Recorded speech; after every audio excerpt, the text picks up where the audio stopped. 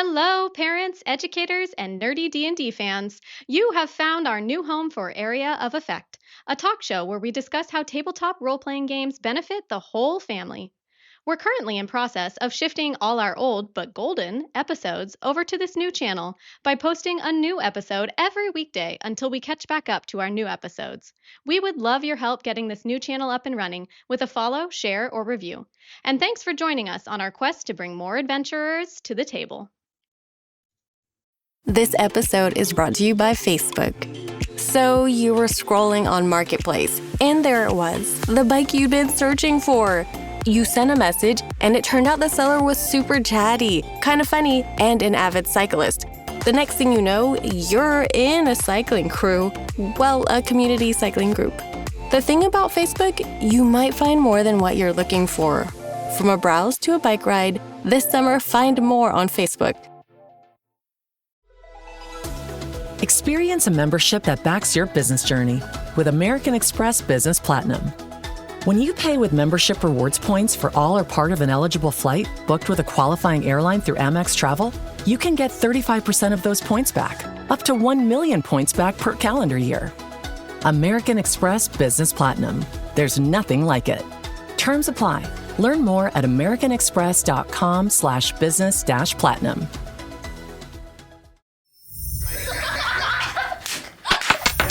Kids Table Podcast. The traditional D&D setup goes like this. Your DM sits behind a screen and starts a story, your players create characters to live in the story, and you all talk together about what happens in the story. For a certain type of intelligence, that's great. But what can you do for players who don't have that linguistic verbal intelligence? Check out this puzzle that recently appeared in our actual play campaign for kids, the Kids Table. When you move it, it does start to draw in between the points of the constellation. So I keep doing that, right? Yes. What does it do it in do it. Does it do it in specific Wait, I'm just gonna try to copy that, so like triangle. When you start and then you bring your hand back to draw the next line across, the lines disappear. I know this one. Oh, okay. I've done this before many times. I love these. Stereo. We're gonna have to do that. Oh, it's where You can hear our players solving a dot-to-dot puzzle of a diamond, trying and sometimes failing to complete the puzzle in one continuous line. You can hear them working together, encouraging each other, and, most importantly, using what's called the Visual-Spatial intelligence. In other words, being space smart. So, what are some ways to get the other types of being smart, the other multiple intelligences, into your D&D game? What is multiple intelligence theory anyway? In today's episode of Area of Effect, Allison and I interview Trevor of Emberglow Gaming, an expert in making things to enhance the play at your table, about the types of puzzles that help motivate all the different types of kids out there. Welcome to Area of Effect, a podcast by the Kids Table, where we discuss how tabletop RPGs benefit kids and answer your questions about playing TTRPGs with the kids at your own table. Well, welcome everybody. Today, Ryan and I have a very special guest. We have Trevor from Emberglow Gaming, formerly NTSD Gaming, if that's how you know them.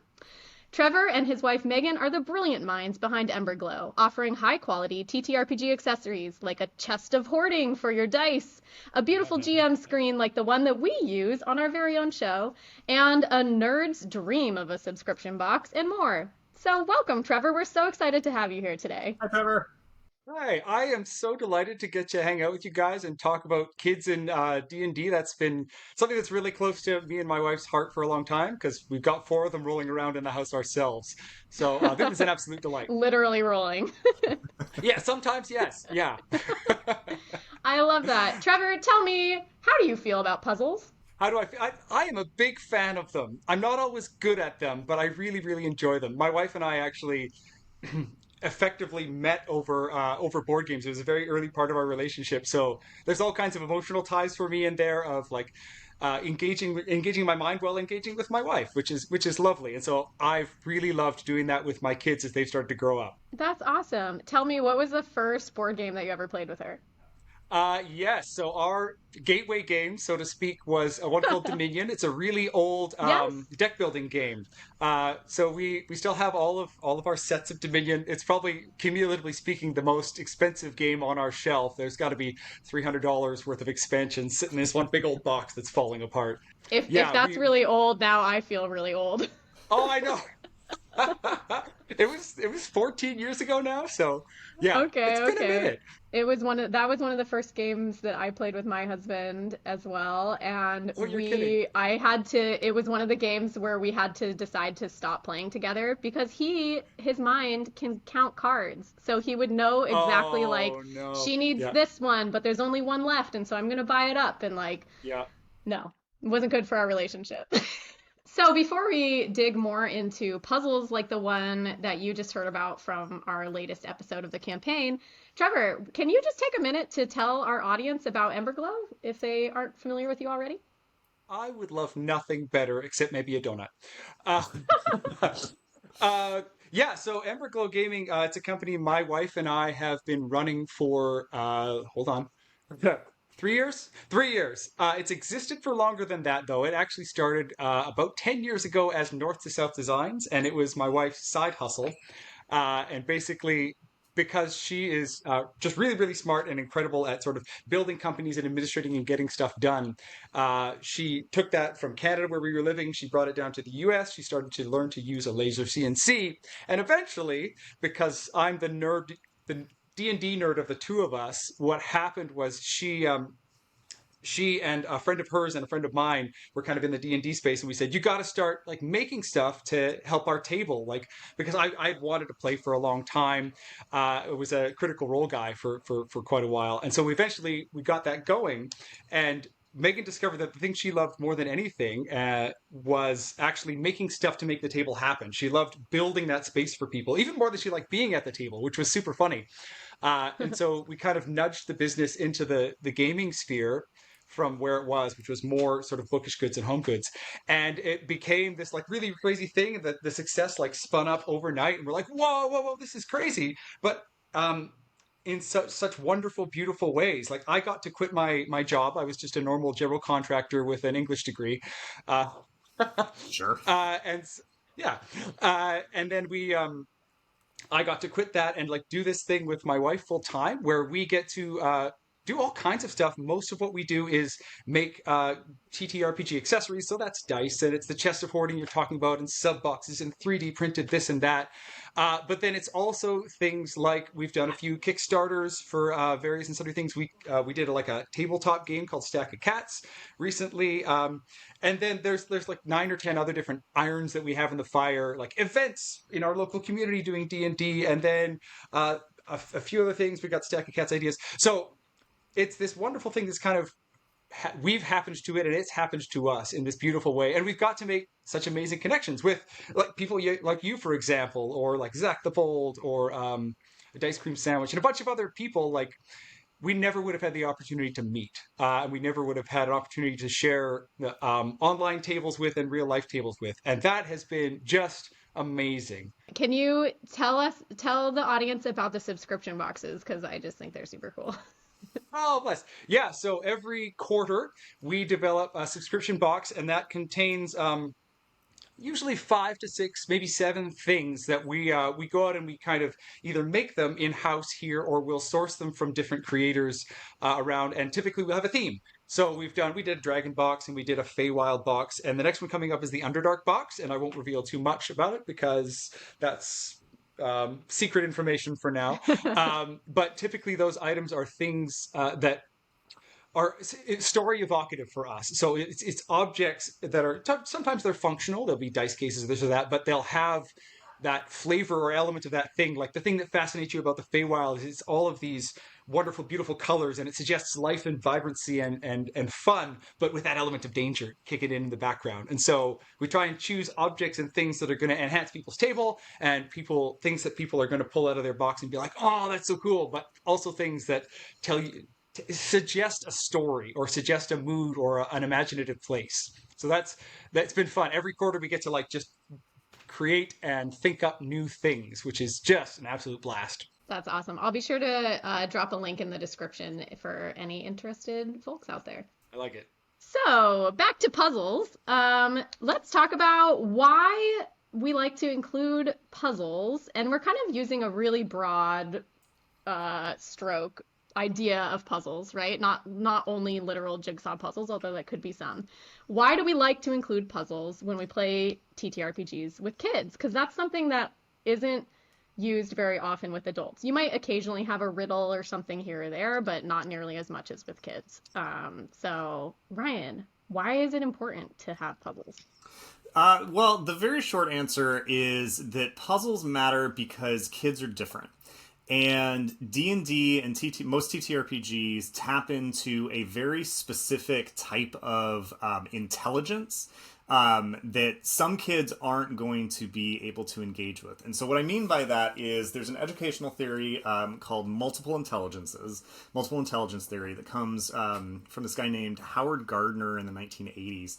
And he was looking at neuropsychology, which was kind of a new field back then, and saying, like, look, brains actually are different, and the way that people's brains are shaped helps them to encounter and analyze the world in unique ways. And he was able to sort of break it down into 8, some people will go with 9 different types of being intelligent. So if you've ever heard like the difference between book smarts and street smarts, that's kind of the same sort of thing. And so I'd say D&D, most TTRPGs are tapping into what's called the linguistic intelligence. So people who are good with words really can get into D&D very easily because it's a very wordy game. It's a lot of talking. It's a lot of reading of stat sheets. But that's not necessarily the only way that a person can be intelligent. As we get older, we sort of learn how to cope with that. We learn how to use the ways that we are smart and sort of map them onto the things that we aren't smart. But kids can't necessarily do that yet. But just because a kid can't do one thing in a certain modality doesn't mean that they're not smart, doesn't mean that they don't have an intelligence in a different way. So puzzles are one of those ways that kids who are differently intelligent can contribute to the game and find meaning in it in a way that is sort of beyond just that linguistic intelligence. That was my very short. Was that short enough, Allison? I could talk about Howard Gardner for hours. I love that guy. We could make like a whole hour-long extended podcast. Seriously. Let us know if you want that. Yeah, but I love the multiple. I know. I love the multiple intelligences theory because I have working with students over the years. It is so easy for kids, I mean adults too, to fall into the trap. I can't do this as well as that person over there. Therefore, I'm not smart. Yes. But it points out the truth, which is just we are all smart and we're smart in different ways, different levels of different types of smart. And so that's what's so great about working together and so great about working together at a D&D table or on a soccer field or in an orchestra or acting on a stage or whatever you're working together on, is that we bring these different strengths, these different smarts to the table and are stronger together. So I love it. I think one thing we might want to do is run through what the 8 are for, you know, the nerdy folk at home who want to take notes or something. I don't know. Do people take notes on podcasts? So the 8 top line ones, the 2 that are most measured in school would be the linguistic intelligence, or sometimes people call it verbal intelligence, and the logical mathematical intelligence. So that's reading and writing and arithmetic. But if you think about some of the people that you know, and maybe you're one of these people yourself, there are different ways that your brain is shaped. So Gardner also names the bodily kinesthetic intelligence, so people who are very in touch with the way that their bodies move, fine motor control, gross motor control. These are people who don't just like enjoy running and aren't just good at running, but actually like understand how to run well, for example. There's the interpersonal intelligence, people who are really good with other people.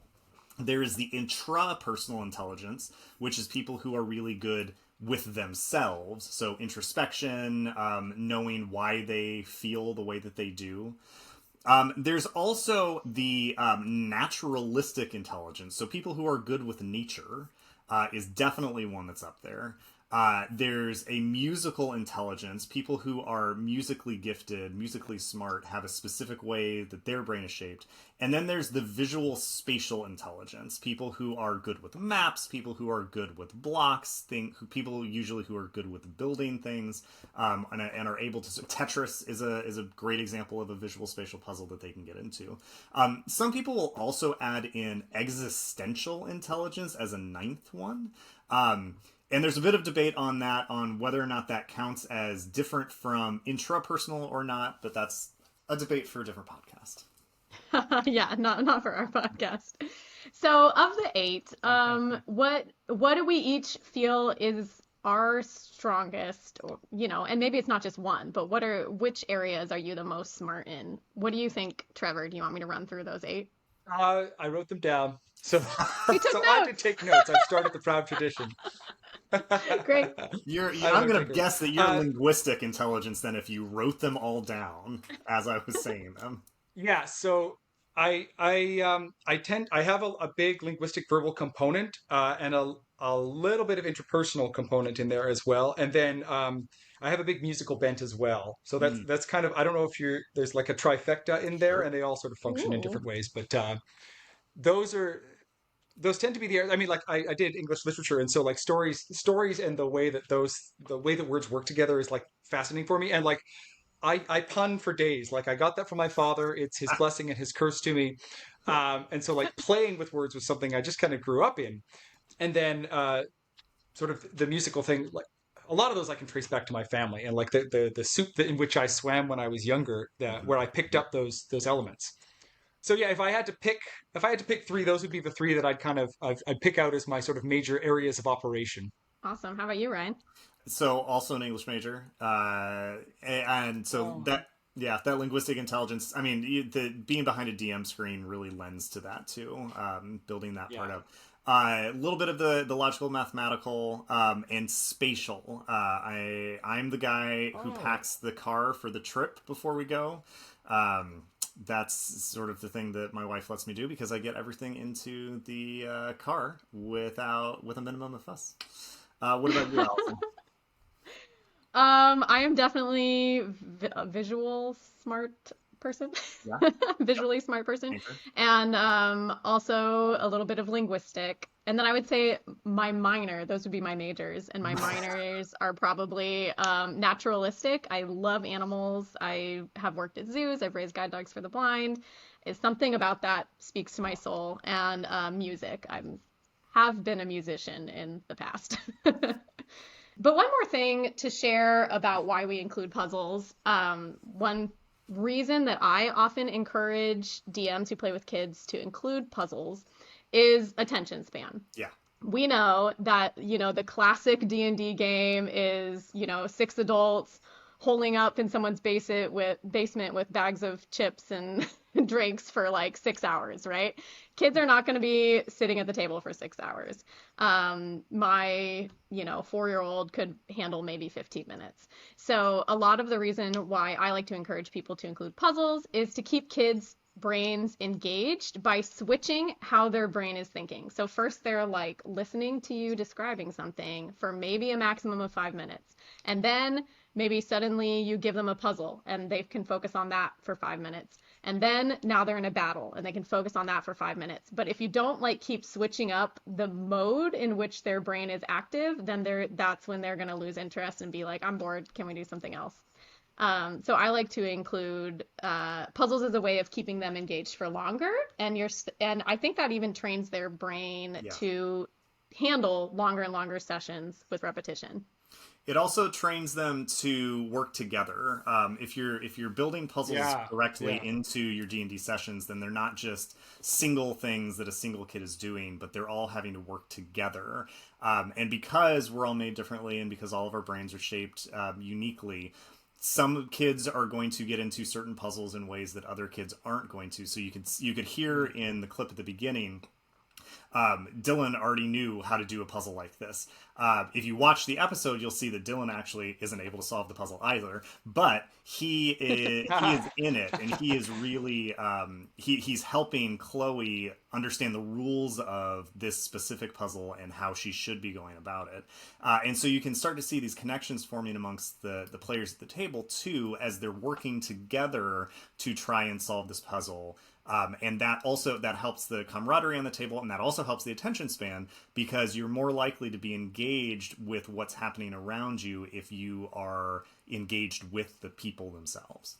Yeah, and it nudges you into modes both of strength and of weakness in collaborative ways. So if you get pushed into one of those, for example, you happen to be a linguistic learner and all of a sudden you're faced with a kinesthetic puzzle, you start to, you're forced to start thinking in that mode that's not natural to you, which gives you the chance to see like, oh, this other person at my table is extremely good at thinking with his body or her body.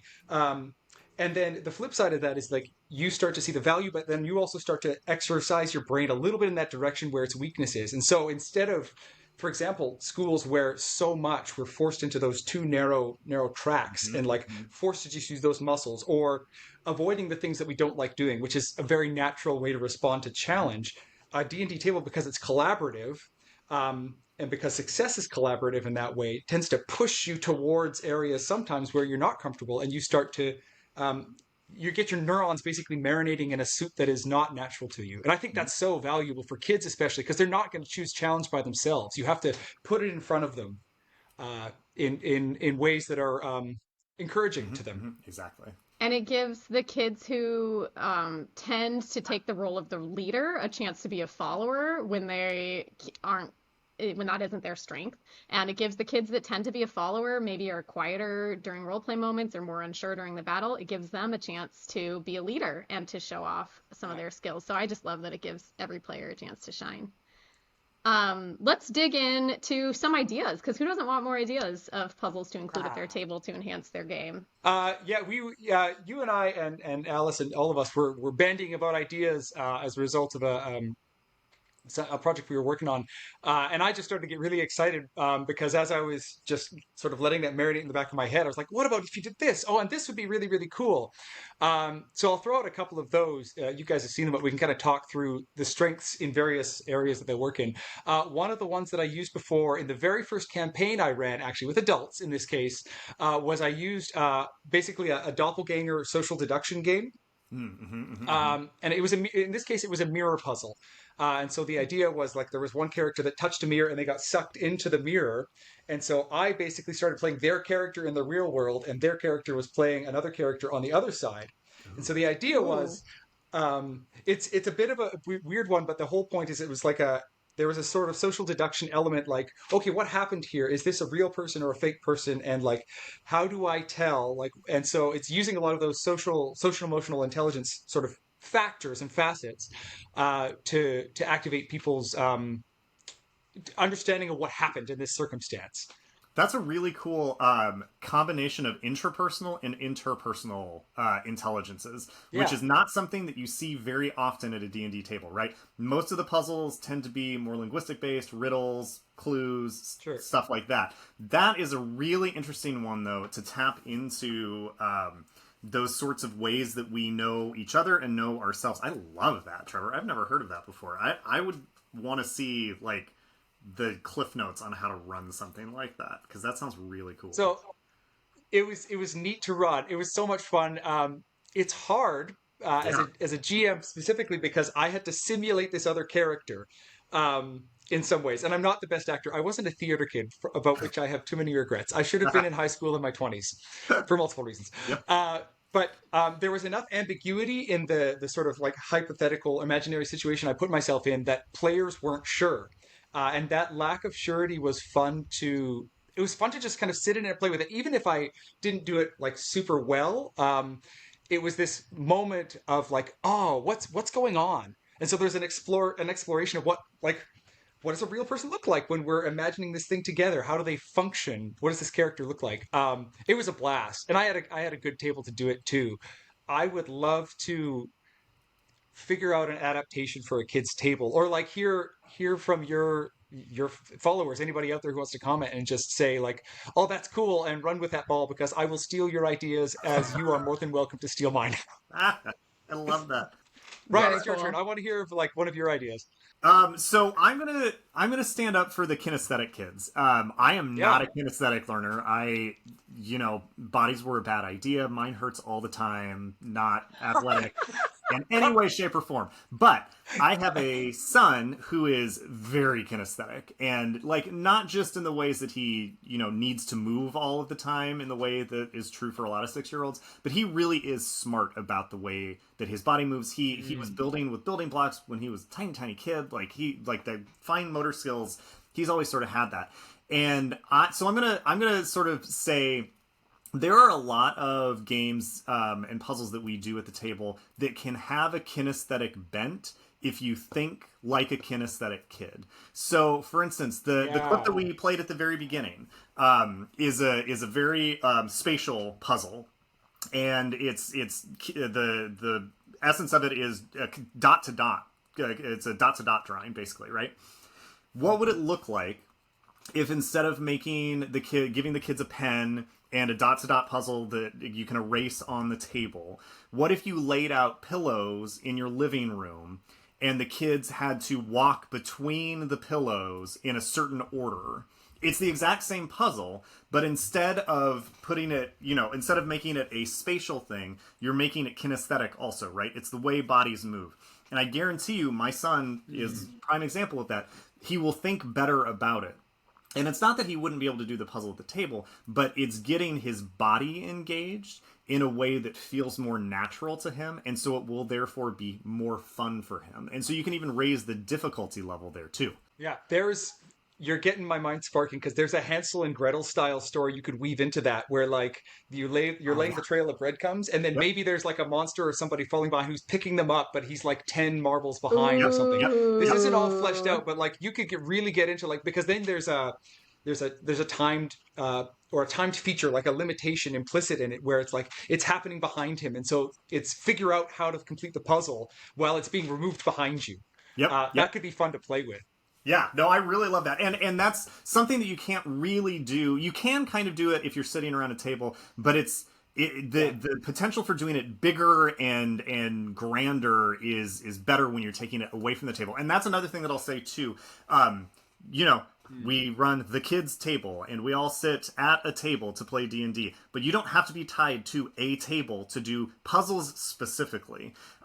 If you get your players up and away from the table and do a puzzle someplace else, whatever that puzzle looks like, that is also going to help keep them engaged in both the sort of the morale of their player unit, but also in the story too. It helps them bring the story out of just this one space and into a bigger space, and that helps their mind think in a bigger way too. So I'm going to stand it like any linguistic puzzle that you have, any spatial puzzle that you have, any mathematics puzzle that you have. How can you make that kinesthetic? I guarantee there's a way that you can make it kinesthetic. You can't make it only kinesthetic. They're still going to have those elements of those other pieces. But if you can bring it out into a more kinesthetic format, that kid who just can't sit still at the table, they are going to love that.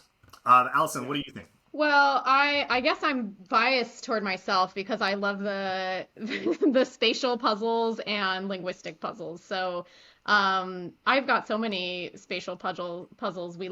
My kids and I love doing like matching games, literal jigsaw puzzles, spot the difference, anything like that where you're like visualizing, or like Pictionary, stuff like that, which Pictionary is kind of a combination, right? A lot of these can be a combination between multiple intelligences because that one would also be interpersonal. And then Verbal-Linguistic would be, and this might be for a little bit older kids, like my 7-year-old loves codes or like unscrambling words, and riddles, which we mentioned earlier, stuff like that.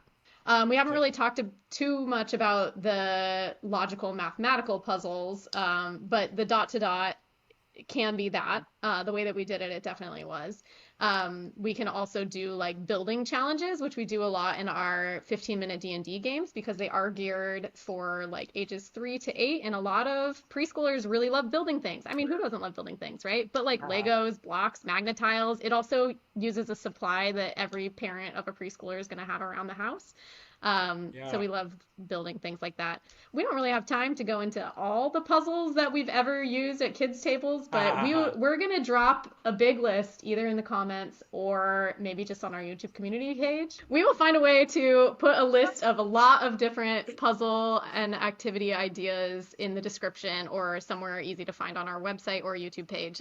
So definitely check that out. But I did want to mention, I noticed when kind of preparing for this recording, I looked back through our 15-minute D&D, because 15-minute D&D pretty much follows a formula where there's like introducing what's happening and a role play element, and then there's a puzzle, and then there's a battle, which is sometimes optional because some little kids don't like to actually hurt things, right? Which is fine. So that's pretty much the 15 minutes.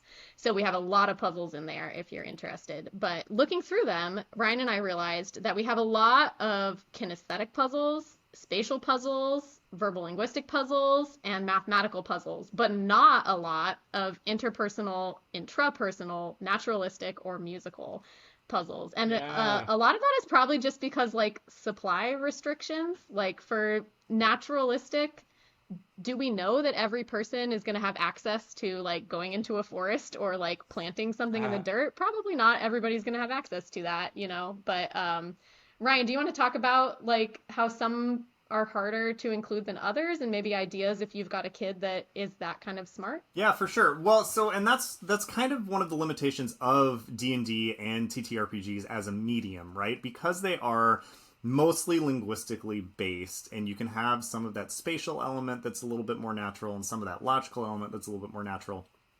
It's not a musical game. It's not a natural game, right? You're maybe talking about those elements, but you're not necessarily enacting them at the table.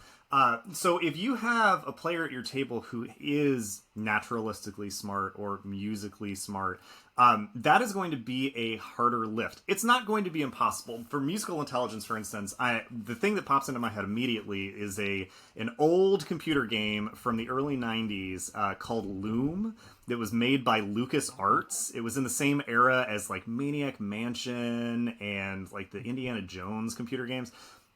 Wow. Oh yeah, like way back in the day. You're dating yourself, Mr. Tipty. It was dating myself all day, right? I really loved that game as a kid because like the only mechanic in the entire game was that you cast magic spells and you had a staff that corresponded to different musical notes, and you started with C, D, and E. And then when you leveled up, you got F. And then and every time you leveled up, you got one more note on the musical staff that you had, because it was a pun, and I love that too.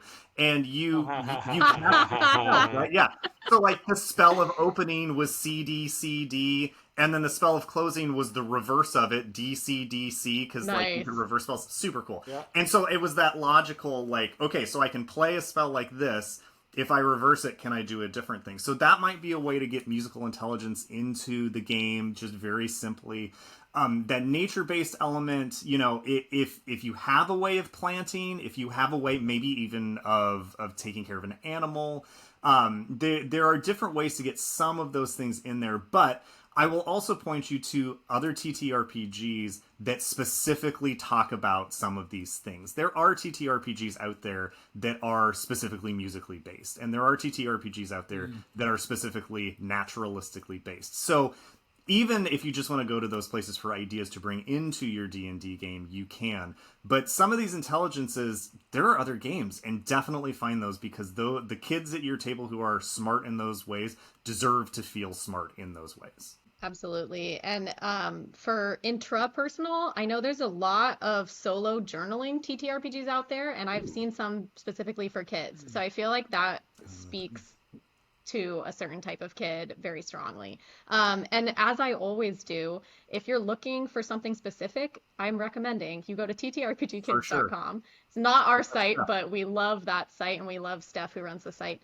And just search the term you're looking for, solo journaling or something, and you'll find a huge master list of categories that you can filter for and find the game that works for your particular kid. I've always been struck by how well I've been rewarded by being courageous to do things that I didn't know if they would work or not.